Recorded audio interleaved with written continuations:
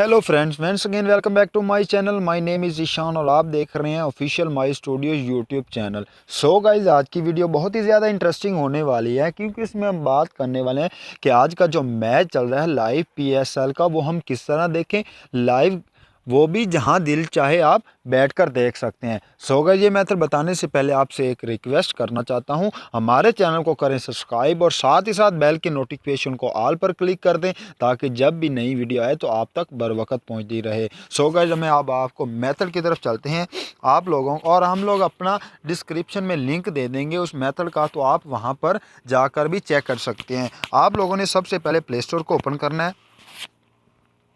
जैसे आप play store को ओपन करेंगे तो आप लोगों ने एक सर्च करना है पीटीवी स्पोर्ट्स लाइव। जैसे ही आप लोग पीटीवी स्पोर्ट्स लाइव ऐप को इंस्टॉल कर लेंगे और जब आप उसको ओपन करेंगे, पिछली एपिसोड है, पिछले मैचेस जो हो चुके हैं वो भी आपको मिल सकते हैं। और दोस्त, जो आज नई आज की जो किस चल रही है, नया जो लाइव मैच चल रहा है, वो भी आप देख सकते हैं। सो गाइज, अगर हमारी वीडियो अच्छी लगे प्लीज़ लाइक करना और सब्सक्राइब करना मत भूलिएगा।